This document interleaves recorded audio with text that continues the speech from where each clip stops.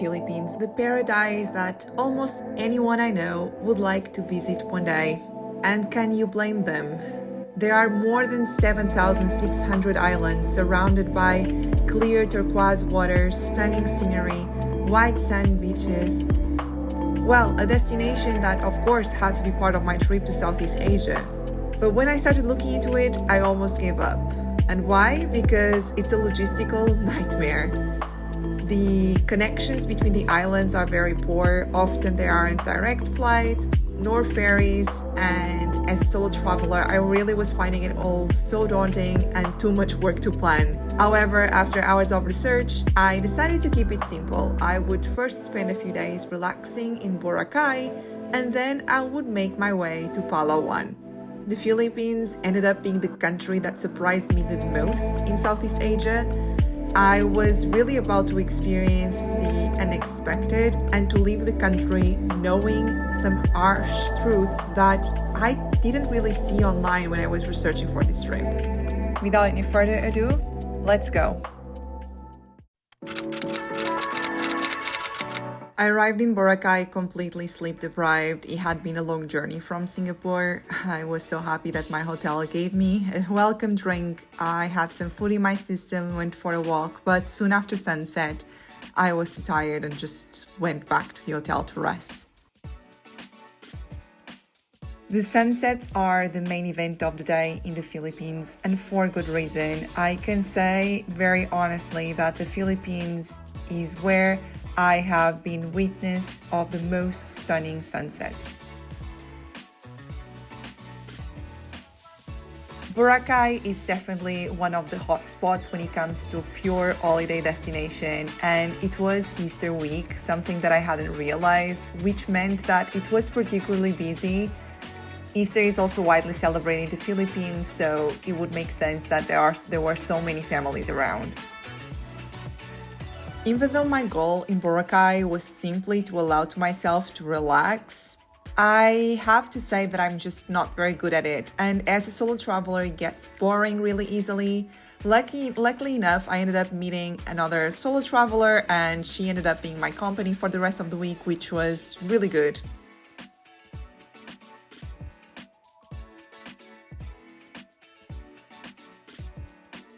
Whilst the beach on the west side of the island is very calm, if you walk to the other side of the island, which is just between 20 to 30 minutes, you'll get to a beach known for being perfect for windsurfing. It's incredibly windy, a stark difference to the other side, and I actually found it impossible to even stay there just to watch the surfers because it was just too much.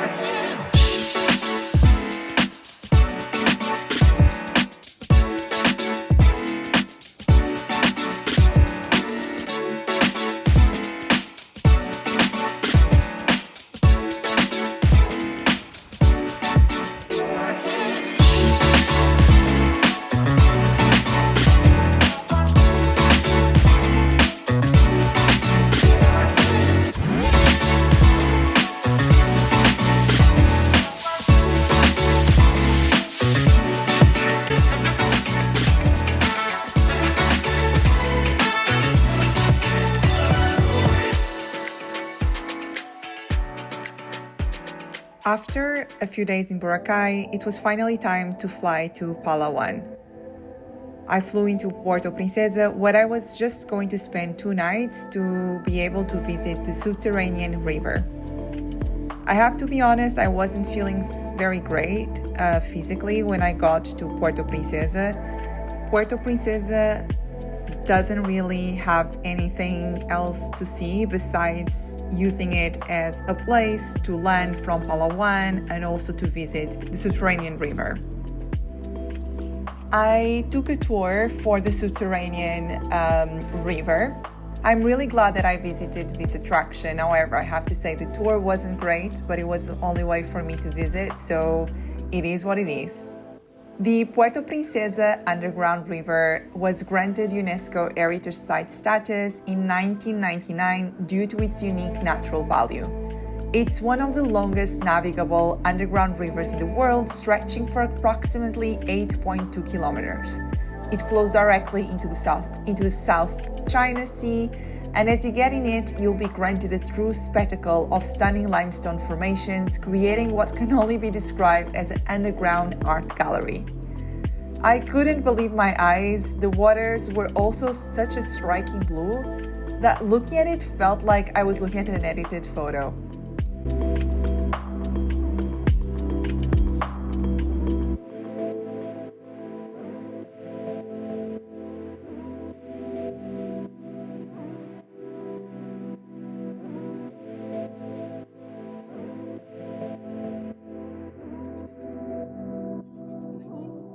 In Palawan was really where I started to see the reality of the Philippines, the lack of infrastructure.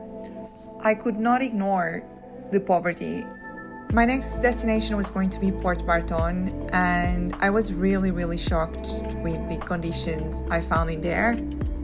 Mostly because I really had only read amazing things about Port Barton, and whilst I was expecting a small village, I was not expecting to face the poverty that I did and the lack of basic conditions that I did. I didn't have any running water, which meant I had to have showers with a bucket. Often the locals don't have any electricity. Internet was something that I barely got, and the worst thing was that I definitely got the flu when I was there. It was tough, painful, especially because I didn't really have Wi-Fi to spend the time in my room or air conditioning because electricity was constantly off. However, I still ended up appreciating the beauty of Port Barton. I mean, just look at the sunset, right?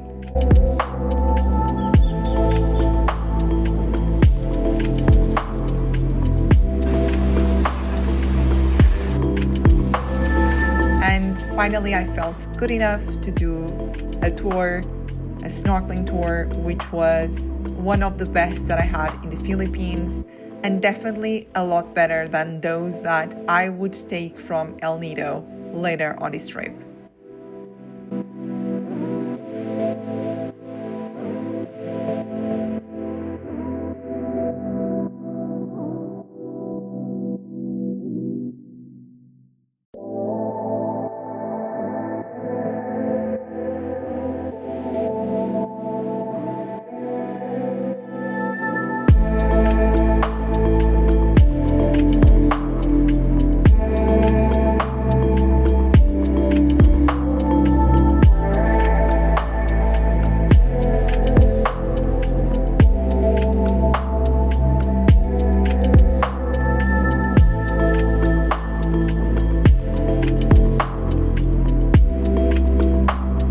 El Nido was definitely a much different experience, but something that I wasn't aware of is that the beach in actual El Nido is actually not for swimming. The water is incredibly polluted, so just be aware of that. Also, even though now I could take a proper shower, the water was actually coming out brownish from the tap, which apparently it's also very common, even in El Nido. So just be aware of these things before traveling to the Philippines, especially if this is something that might bother you significantly.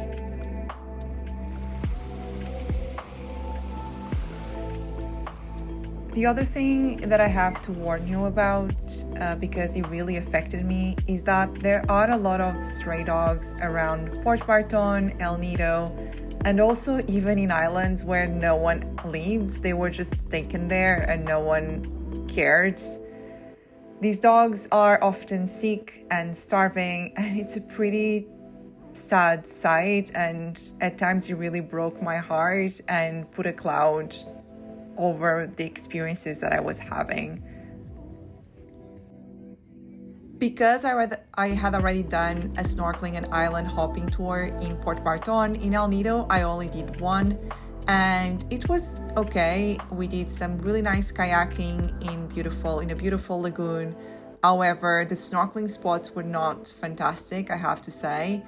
My next destination was Coron, but instead of just taking a ferry straight from El Nido, I actually ended up doing an expedition for 3 days and 2 nights with the company Buhay Isla, which I definitely recommend. For 2 nights, we stayed overnight in islands that have no one else there.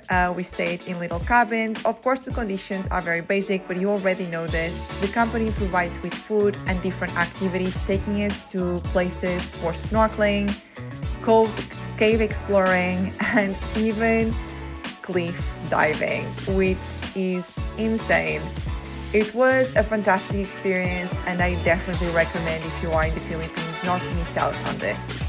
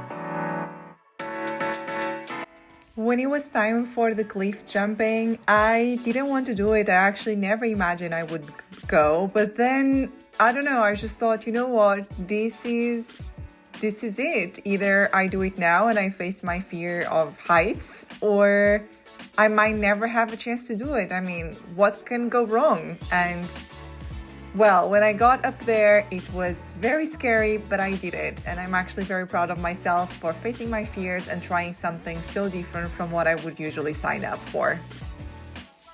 We had 2 chefs with us on board. They were part of the crew, so the food was always delicious.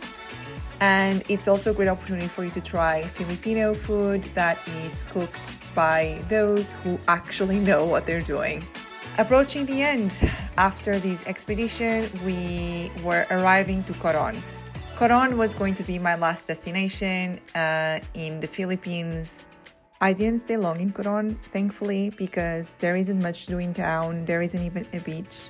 So the only thing that I recommend you do besides the tours is definitely in the evening climbing to Mount Tapias, where you have an amazing view of the ocean and the surrounding islands. Definitely take water with you because, again, it's really hot even when it's late in the day, and you do have to go up 724 steps. I took my time stopping along the way to admire the views, and then I found a nice spot at the top and waited for the sun to go down.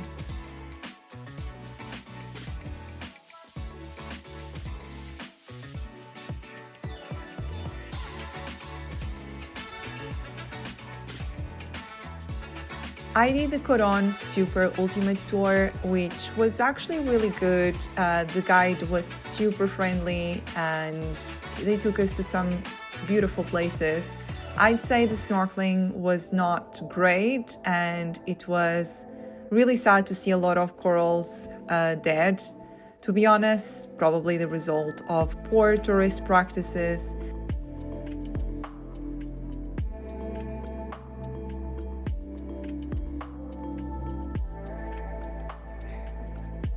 I left the Philippines with a plethora of different feelings.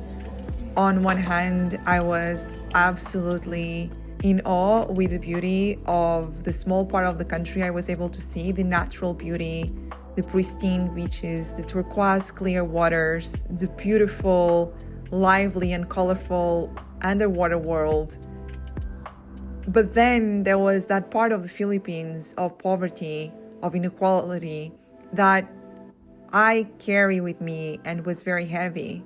And yet, the biggest memory that I have from the Philippines is their people, their kindness, their joy, their optimism and positivity, almost completely refusing being anything other than happy. Thank you for watching, and I'll see you on the next video.